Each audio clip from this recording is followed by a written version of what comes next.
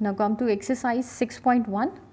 In triangle PQR, D is the midpoint of QR. Figure देखते हैं, ये क्या है आपका D. D पॉइंट इस QR लाइन का मिड पॉइंट है. मिड पॉइंट का मतलब होता है कि ये बिल्कुल सेंटर पॉइंट पर है. इसका मतलब QD डिस्टेंस जो है वो DR के इक्वल है. QD is equal to DR, क्योंकि ये मिड पॉइंट है, बिल्कुल सेंट्रल पॉइंट है.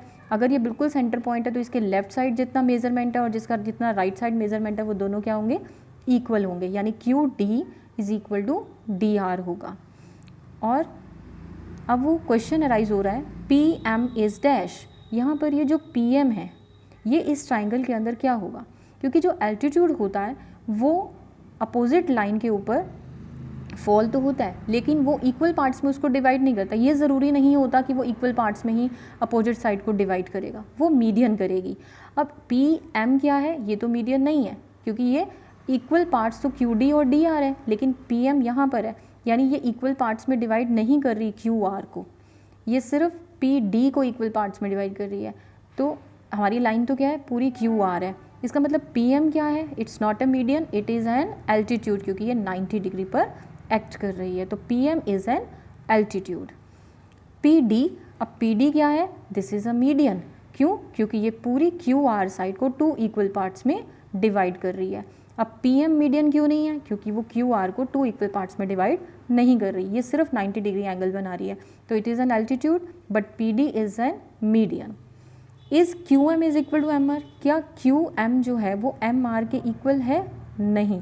QM MR के इक्वल नहीं है because M is not the mid point of QR. क्योंकि अगर M मिड पॉइंट होता तो ये QM is equal to MR होता, लेकिन M तो मिड पॉइंट नहीं है, इसलिए QM is not equal to MR.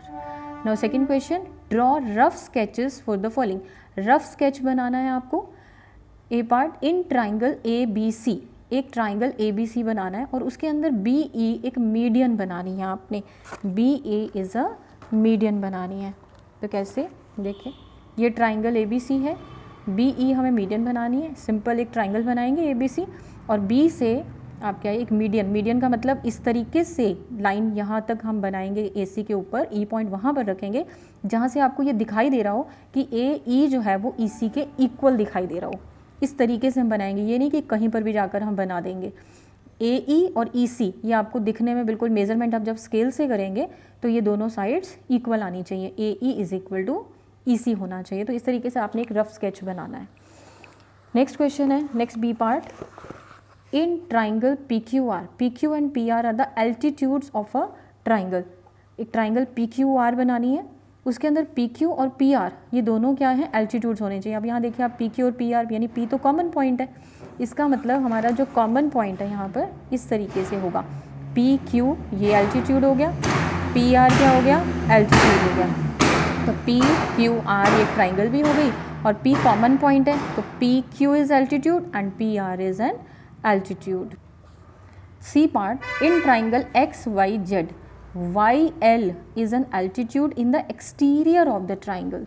Median तो एक्सटीरियर नहीं हो सकती, लेकिन एल्टीट्यूड एक्सटीरियर हो सकता है एक ट्राइंगल के अंदर. तो एक्सटीरियर का मतलब बाहर, ट्राइंगल से बाहर हमने एक एल्टीट्यूड बनाना है.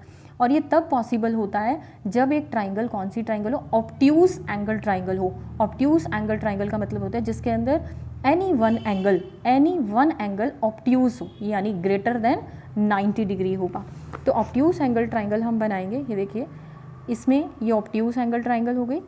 XYZ ऑब्ट्यूज ट्राइंगल, हमने YL जो है यहाँ पर वो क्या है, एल्टीट्यूड. अब देखो ये तो इस तरीके से इंक्लाइंड है, ऑब्ट्यूज एंगल ट्राइंगल है, और ये YL जो है एल्टीट्यूड क्या होता है, बिल्कुल स्ट्रेट परपेंडिकुलर होता है. तो यहाँ से हम एक डॉटेड लाइन इस टाइप से ज्वाइन करेंगे और उस केस में आपको ZL जो है थोड़ा सा प्रोड्यूस करना पड़ेगा, बढ़ाना पड़ेगा. तो ये एल्टीट्यूड XZ के ऊपर आ जाएगा. तो this is an obtuse angle triangle और YL क्या है, एल्टीट्यूड है. तो ZL को हम प्रोड्यूस करेंगे तो ये हमारा जो एल्टीट्यूड है, this is the exterior altitude of the triangle XYZ. Now third question, verify by drawing a diagram. आपने एक डायग्राम बनाना है और उसको वेरीफाई करना है if the median and altitude of N isosceles triangle can be same, isosceles triangle का median और altitude क्या सेम हो सकते हैं, हमें ये वेरीफाई करना है। कैसे? सबसे पहले हम एक आइसोसेलेस ट्राइंगल ड्रॉ करेंगे। कैसे करेंगे? देखिए, आपने एक लाइन ए बी ड्रॉ करनी है, ए बी लाइन एक स्केल से ड्रॉ करनी है। ये आप कितने भी सेंटीमीटर अपनी मर्जी से ले लीजिए। लेट्स सपोज करते हैं हमने 5 सेंटीमीटर ले ली। उसके बाद आपने कंपास लेनी है, और आप आइसोसेलेस ट्राइंगल क्या होती है, जिसके 2 साइड्स इक्वल होती हैं। अब आपने 6 सेंटीमीटर लेट्स सपोज करते हैं, आप कितनी भी खोल सकते हो, आप 6 सेंटीमीटर या 7 सेंटीमीटर 8 सेंटीमीटर जितनी मर्जी आप खोलिए। आपने कंपास खोली और कंपास को आपने पहले बी पॉइंट पर रखना है, और एक लेट्स सपोज करते हैं 6 सेंटीमीटर की एक आग लगाई। उसके बाद ए पॉइंट पर रखेंगे, उसी कंपास खुली उतनी ही कंपास खुली हुई को यहाँ पर एक आग लगाएंगे। उसके बाद आपने इसको हम सी नेम दे देंगे, जहाँ पर ये 2 आर्क्स कट करेंगी, और इससे हम ज्वाइन करेंगे AC और BC। इस तरीके से हमने इसको ज्वाइन करना है। अब आपके पास ये AC और BC साइड जो है ये इक्वल साइड्स आ गई, जो कि हमने कितनी ली हैं, 6 सेंटीमीटर ली हैं। आप कितना भी मेजरमेंट ले सकते हो, लेकिन इक्वल लेना है, जितना भी लेना है, क्योंकि आइसोसेलेस ट्राइंगल होती है जिसके अंदर एनी 2 साइड्स इक्वल होती हैं। तो ये आइसोसेलेस ट्राइंगल बन गई। अब हमें क्या ड्रॉ करना है, मीडियन और एल्टीट्यूड। अब आपके पास ये साइड AB कितनी है, 5 सेंटीमीटर। आपने इसका बाइसेक्टर कर देना है।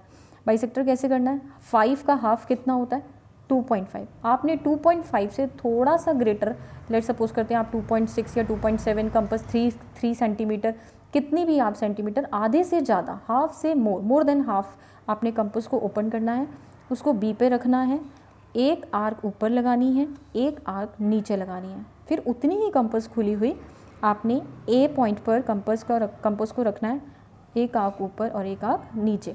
ये जहाँ पर दोनों आर्क्स कट करेंगी, आपका ये वर्टेक्स C ये इस लाइन के साथ इस तरीके से मैच कर रहा होगा। ये दोनों आर्क्स कटिंग लाइंस और ये वर्टेक्स C आपका दोनों एक दूसरे के साथ बिल्कुल लाइन एक ज्वाइन हो रही होगी। अब ये जो पॉइंट है, let's suppose this point is L।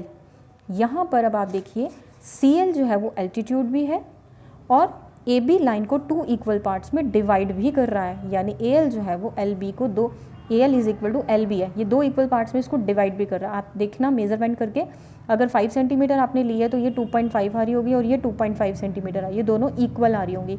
तो इसका मतलब ये हमारा एल्टीट्यूड भी हो गया जो 90 पर एक्ट कर रहा है, और ये मीडियन भी एक्ट होगी। तो एक फिगर आइसोसेलेस ट्राइंगल के अंदर एल्टीट्यूड और मीडियन दोनों कैसे हो गए, सेम हो गए। तो hence it can be verified.